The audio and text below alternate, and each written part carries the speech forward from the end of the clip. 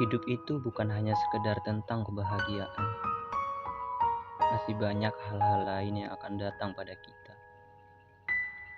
Ada seorang perempuan yang memilih hidup di dunia malam. Ia trauma akan hidup baik yang pernah ia lakukan. Karena hal itu, muncul dalam pikirannya untuk melakukan hal-hal kebajikan.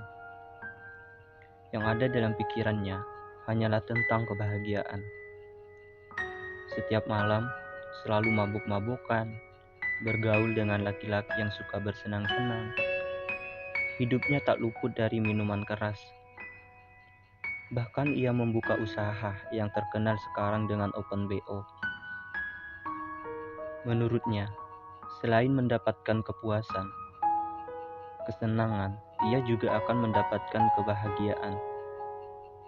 Padahal, orang yang hidup seperti itu tidak akan luput dari yang namanya ditinggal di pinggir jalan. Setelah bersenang-senang gak dikasih makan. Setelah begitu dia mau apa? Mau melawan? Mau marah? Tidak akan.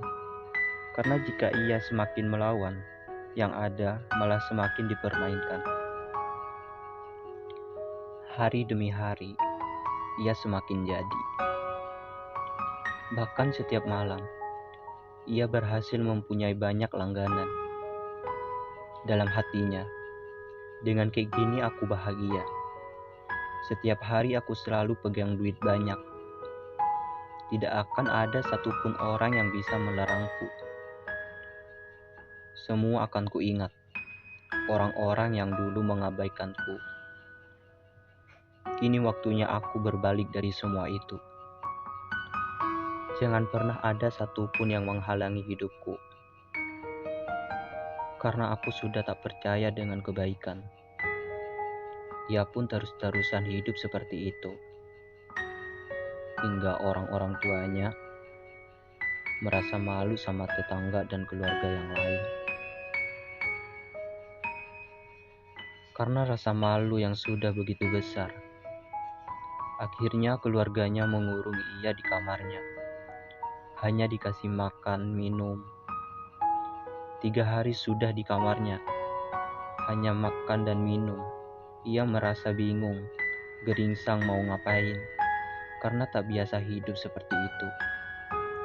Yang biasanya selalu mabok-mabokan, joget-joget di diskotik, bersenang-senang dengan banyaknya laki-laki. Akhirnya ia memukul-mukul kepalanya hingga berlumur darah. Keesokan harinya, orang tuanya menyiapkan makan. Namun setelah membuka pintu, ia sudah terlepar di lantai dengan kepala yang sudah penuh dengan darah. Orang tuanya nangis histeris dan memanggil keluarganya untuk membawa ke rumah sakit. Bersamaan dengan hal itu, ibunya sempat tak sadar diri melihat keadaan anaknya yang sudah terbaring begitu saja. Selama di rumah sakit, keluarganya hanya bisa menangis menunggu anak yang tak berkunjung sadar. Pada hari kedua, akhirnya perempuan itu sadar dan langsung menangis melihat orang tuanya ketiduran di sampingnya. Setelah menyadari perempuan itu sudah sadar, orang tuanya sangat begitu senang sambil menghapus air matanya. Pada hari ke-6 di rumah sakit, ia sudah bisa pulang dengan keadaan yang sudah sehat. Setelah nyampe rumah, orang tuanya mencoba menjelaskan semuanya yang terjadi dan meminta untuk tidak mengulangi seperti itu lagi. Melihat orang tuanya yang sangat sedih dalam membicarakan hal itu, ia pun berjanji tidak akan mengulangi lagi. Aku berjanji tidak akan mengulangi semua yang sudah aku lakukan. Aku akan selalu mendengarkan apa yang kalian omongkan.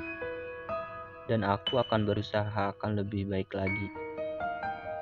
Aku minta maaf udah bikin malu orang tua dan keluarga.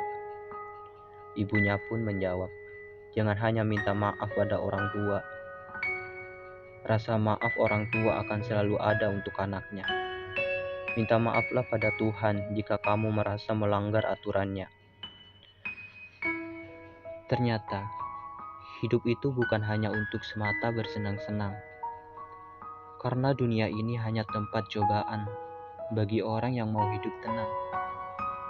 Tinggalkan semua hal-hal yang tak berguna. Karena itu hanya bikin hidup kita sengsara. Wassalamualaikum.